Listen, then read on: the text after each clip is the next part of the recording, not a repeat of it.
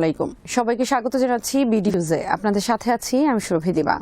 লাদাখে চীন ও ভারত এতদিন মুখোমুখি দাঁড়িয়েছিল, সংঘাতে জড়িয়ে পড়েনি, কিন্তু 15 জন বুঝি আর পারল না তারা। এবার প্রত্যক্ষ সংঘাত, ফলাফল বিপুল সংখ্যক ভারতীয় সেনা এবং স্বল্প সংখ্যক চীনা সেনা নিহত। কিন্তু কেন এ সংঘাত, এর পরিণামই বা কি, ব্যাখ্যা করেছেন নেপালের ভাষ্যকার ভীম ভুরতেল। আসুন আমরা জেনে নিই এই সংঘাতের কারণ ও প্রভাব সম্পর্কে।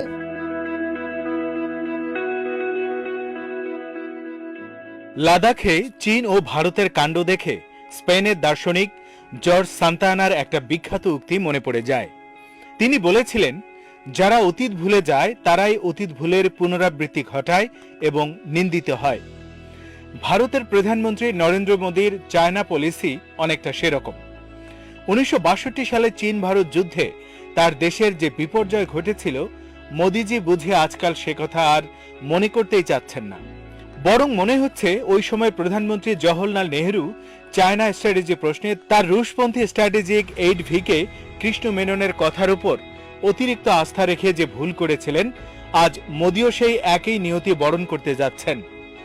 এক্ষেত্রে তিনি নির্ভর করছেন তারই পররাষ্ট্রমন্ত্রী সুব্রানিয়াম জয়শঙ্করের উপর, যার অটল বিশ্বাস যে মার্কিন যুক্তরাষ্ট্রের সাথে গাঁটছাড়া বাধা থাকায় ভারতের কৌশলগত স্বার্থ হাসিলের সবচেয়ে ভালো উপায়।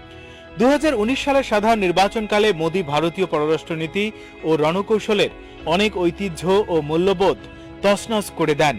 প্রধানমন্ত্রী হিসেবে নিজের দ্বিতীয় মেয়াদ নিশ্চিত করতে তিনি ভোটার আকর্ষণের উপাদান বানিয়ে ফেলেন পররাষ্ট্রনীতিকে।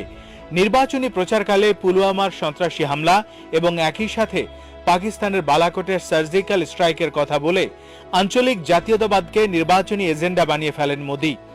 এ সময় তিনি অঙ্গীকার করেন যে নির্বাচিত হলে পাকিস্তান শাসিত আজাদ কাশ্মীরকেও ভারতের দখলে নিয়ে আসবেন। দেশ পরিচালনার প্রতিটি ক্ষেত্রে ব্যর্থ হলেও পররাষ্ট্রনীতিকে ব্যবহার করে নিজের জনপ্রিয়তাকে বহুগুণ বাড়িয়ে ফেলতে সক্ষম হন নরেন্দ্র মোদী। মার্কিন প্রেসিডেন্ট ডোনাল্ড ট্রাম্প, চীনের প্রেসিডেন্ট শি জিনপিং, রাশিয়ার নেতা ভ্লাদিমির পুতিন এবং অন্য আরো অনেক বিশ্ব নেতার সঙ্গে বৈঠকের ছবি দেখিয়ে ভোটারদের মুগ্ধ করেন এবং তাদের মন থেকে তার সরকারের ব্যর্থতার চিত্র মুছে ফেলতে সফল হন নরেন্দ্র দামাদার মোদী।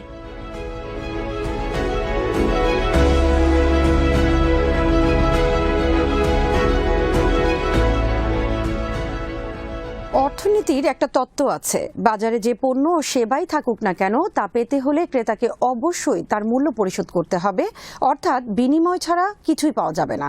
এই তত্ত্বটি আরও ভালোভাবে ফুটে উঠেছে একটি অনুশাসনে, যাতে বলা হয় জগতে ফ্রি লাঞ্চ বা মিনি মাগনা বলতে কিছুই নেই। আন্তর্জাতিক সম্পর্ক ও রণকৌশলের ক্ষেত্রেও এ প্রবাদটি সমান সত্য। একটি সুপার পাওয়ার বা পরাশক্তির একজন নেতার সাথে প্রতিটি আলিঙ্গন ও করমর্দনেরই একটি নির্দিষ্ট দাম থাকে। কোনো কোনো সময় এ দাম নগদ টাকায় পরিশোধ করতে হয়।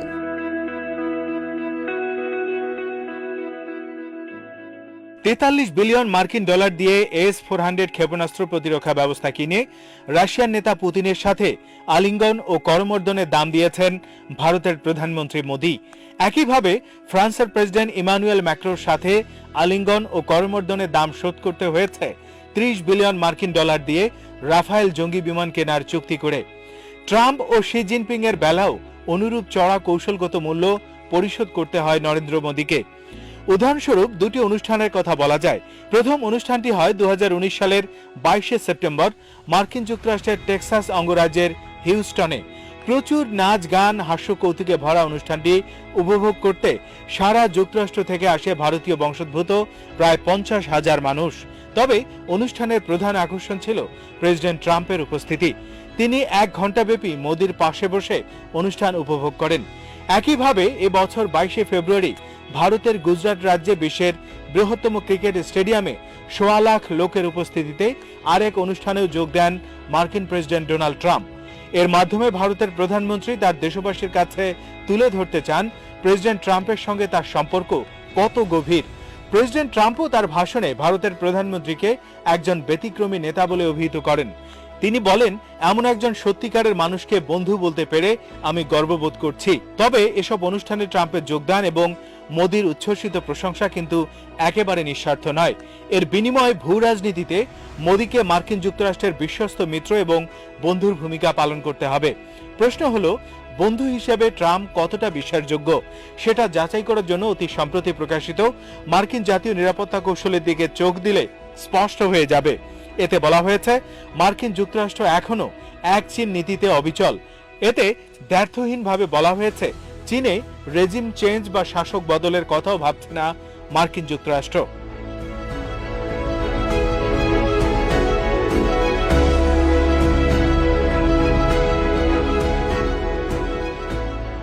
যুক্তরাষ্ট্রে যখন এই নীতি, তখন তাইওয়ানের নতুন প্রেসিডেন্টের ভার্চুয়াল শপথ গ্রহণ অনুষ্ঠানে দুজন এমপিকে পাঠান ভারতের প্রধানমন্ত্রী নরেন্দ্র মোদী, যা স্পষ্টতই এক চীন নীতির প্রতি অস্বীকৃতি। লাদাখে চলমান ঘটনায়ও ভারতের মার্কিন বন্ধুর চেহারা কিছুটা প্রকাশ পায়। এই ঘটনায় ভারতের প্রতি সমর্থন জানিয়ে একটি বিবৃতিও দেয়নি কেউই, না মার্কিন প্রেসিডেন্ট ট্রাম্প নিজে, না ভারতের অন্য কোনো বন্ধু দেশ। ভারতের প্রধানমন্ত্রী মোদীর সঙ্গে অস্ট্রেলিয়ার প্রধানমন্ত্রী টনি মরিসনের বহুল আলোচিত শীর্ষ বৈঠকের পর 4 জুন প্রকাশিত যৌথ ইশতেহারেও লাদাখ ইস্যুর কোনো উল্লেখই নেই।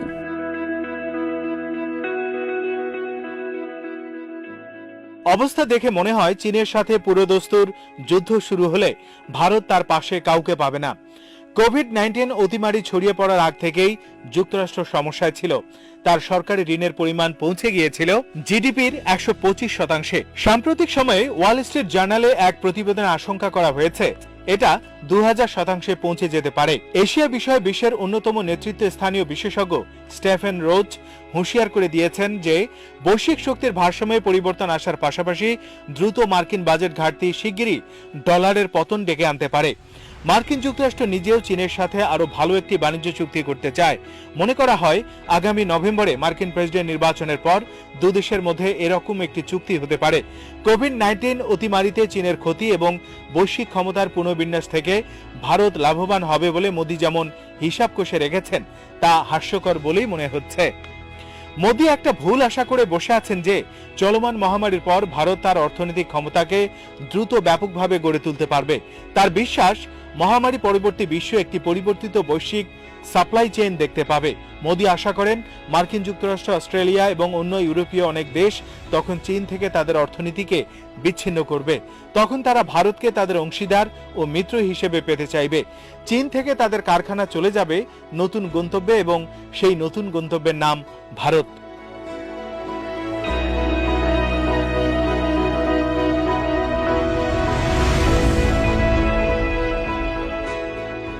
ভারতে একদিকে যখন কোভিড-19 মহামারী ব্যাপক হারে হানা দিতে শুরু করেছে, অন্যদিকে তার অর্থনীতিতেও নিম্নগতি লক্ষ্য করা যাচ্ছে। সাধারণত উন্নত বিশ্বে নিম্ন ও মধ্য আয়ের লোকজনই ভারতের রফতানি পণ্যের ক্রেতা, আর এরাই বিপুল সংখ্যায় কোভিড-19 অতিমারির শিকারে পরিণত হচ্ছে। তাদের চাহিদা হ্রাসের বিরূপ প্রভাব আগামী বছর পড়বে ভারতের রফতানিতে মোদি টার্গেট করেছিলেন। চীন থেকে মার্কিন কোম্পানিগুলো ভারতে চলে আসার পর ইউরোপিয়ান ইউনিয়ন ও আমেরিকাই হবে ভারতের মূল বাণিজ্য অংশীদার। কিন্তু চীন থেকে মার্কিন কোম্পানিগুলো ভারতে চলে আসবে, এমন গ্যারান্টি দেবে কে বা কারা?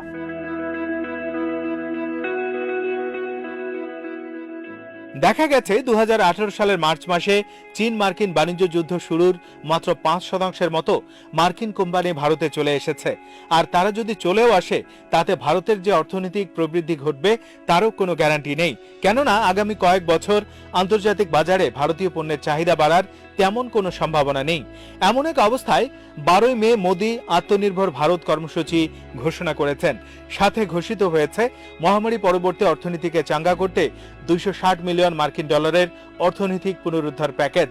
চীন ধারণা করছে, চীন থেকে সরাসরি বৈদেশিক বিনিয়োগ ঠেকাতে নিয়মকানুন কঠিন করাই মোদির লক্ষ্য। চীন থেকে সরে যেতে চাওয়া মার্কিন কোম্পানিগুলোকে ভারত স্বাগত জানালেও ভারতে চীনা বিনিয়োগ ঠেকানোর লক্ষ্যেই মনে করে চীন। চীন চায় ভারতকে আমেরিকার কাছ থেকে সরিয়ে আনতে, কেননা তারা জানে ভারতকে প্রক্সি হিসেবে ব্যবহার করে চীনকে হিমালয় অঞ্চল ও ভারত মহাসাগরের মধ্যেই কোণঠাসা করে রাখতে চায় আমেরিকা। এ কারণেই চীনের পররাষ্ট্র মন্ত্রণালয় গত মাসে এক বিবৃতিতে ভারতের প্রতি আহ্বান জানিয়েছিল যেন দুদেশ তাদের নেতাদের মধ্যে সম্পাদিত চুক্তি ও ঐক্যমতের প্রতি শ্রদ্ধা রেখে সেগুলো মেনে চলে, কিন্তু এ ব্যাপারে মোদির কোনো আগ্রহই লক্ষ্য করা যাচ্ছে না। ভারতীয় সংবিধানের ৩৭০ ধারা বিলুপ্ত করে জম্মু ও কাশ্মীরকে ভারতভুক্ত করার পর ভারত একটি নতুন মানচিত্র প্রকাশ করে, যাতে পাকিস্তান নিয়ন্ত্রিত আজাদ কাশ্মীরকেও ভারতেরই অংশের রূপ দেখানো হয়েছে। এ সময় মোদির প্রধান দোসর স্বরাষ্ট্রমন্ত্রী অমিত শাহ উত্তেজনার বশে লোকসভায় বলে বসেন, আকসাই চীনকেও চীনের কাছ থেকে ছিনিয়ে আনবে ভারত। পরে অবশ্য ভুল বুঝতে পেরে পররাষ্ট্রমন্ত্রী জয়শঙ্কর তড়িঘড়ি করে চীন সফরে যান এবং তাদের বোঝান যে নিজ ভূখণ্ড সম্প্রসারণের কোনো অভিলাষ ভারতের নেই। চীন প্রথমে বিশ্বাসও করেছিল যে এটা একটা রাজনৈতিক বক্তব্য বা কথার কথা মাত্র, কিন্তু পরে তাইওয়ান ইস্যুতে নীতি বদল, ভারতে চীনা বিনিয়োগের ক্ষেত্রে কড়াকড়ি আরোপ, বিশ্ব স্বাস্থ্য সংস্থা পুনর্গঠন, কোভিড-19 বিস্তার নিয়ে তদন্ত, অস্ট্রেলিয়ার সাথে প্রতিরক্ষা চুক্তি ইত্যাদি নানা ইস্যুতে ভারতের প্রতি চীনের সন্দেহ ঘনীভূত হতে থাকে। তারা এখন বিশ্বাস করছে মোদি যেমন মন বদল করেছেন এবং চীনের সাথে অংশীদারিত্বেও আর বিশ্বাসী নন।